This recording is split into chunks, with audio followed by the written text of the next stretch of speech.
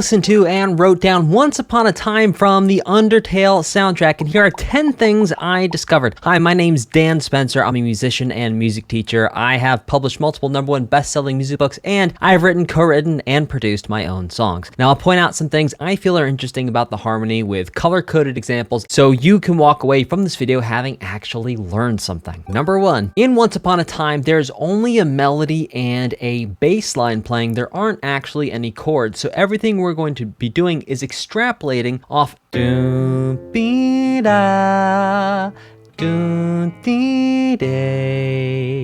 do-boo-dee-da-dee-dee-day. That's the A section of this piece of music. Now in the B and C sections, the same idea applies. It's one bass note, one melody. It sounds like this. This is the B section.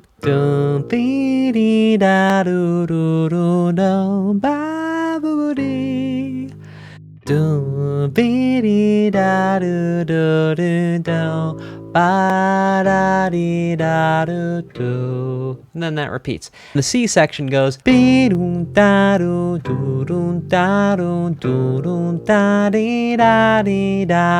Number 2, this entire piece takes place in the key of F major. Number 3, there's 2 ways we can think about the way the A section is harmonized. The first way we can think about it is going to be just this bottom line here. This is what the melody would sound like against these chords.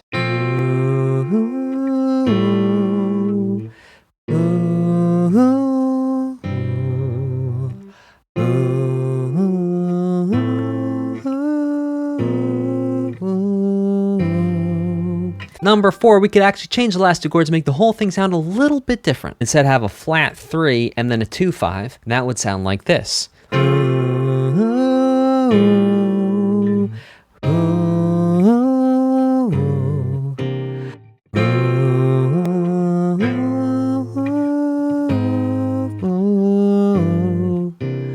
Let me know which one you preferred in the comments. Type 1 for the first way we use the chords, and type 2 for the second way we use the chords. Number 5, the bass line that's created here, which is actually hints at danger. And what part of this bass line hints at danger? Well, it's actually the 3rd note here, the A flat. I'm going to highlight it in red. That sounds safe. Here's danger.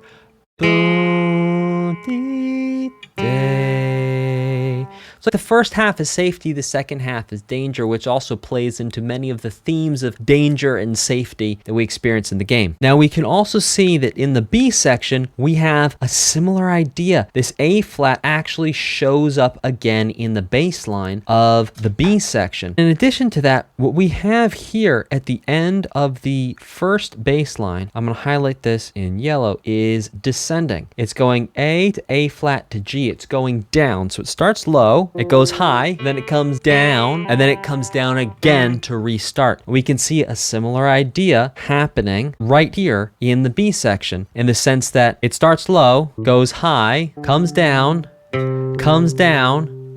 and then restarts. And so we have these descending figures at the end of each section's bass line. Number 6, here's a possible interpretation of the harmony based on the bass note and melody we could think of for this B section. So we would have 4 to a 1/3, that's going to be 1 in first inversion, to a flat 3, 2-5, the 3, to then 6-5, which would bring us back to 4. So this entire B section doesn't really feel like it ever rests. Yes, there is a 1 right here, but it's 1 in first inversion. So this B section, much like a Royal Road chord progression, it keeps pushing us forward and forward and forward and kind of never ends, which we also see in the piece of music called Undertale, interestingly enough. Let's take a listen to the possible chords against the melody for the B section.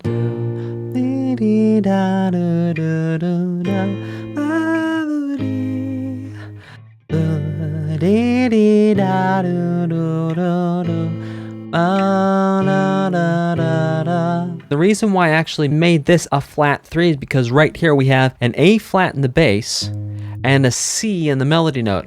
And that together Sounds very much like an A flat major to me. It's only missing the E flat. That's why I called that an A flat major chord right there. And as you heard, it kind of works behind the melody. Number 7, the reason why I called this a 3 minor 7 chord is because the minor 7 or the G note is actually in the melody at this point. Ba, that's the G. And then G again over the D minor. Da, dee, da, da. Then back to the B flat. In the C section of this piece of music, we have what I call the Forget You chord progression, which sounds like this. I see you driving around town with the girl I love, and I'm like, forget you.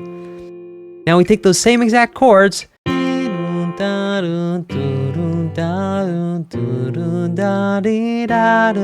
I guess the change in my pocket, it wasn't enough, and I'm like, forget you, yeah.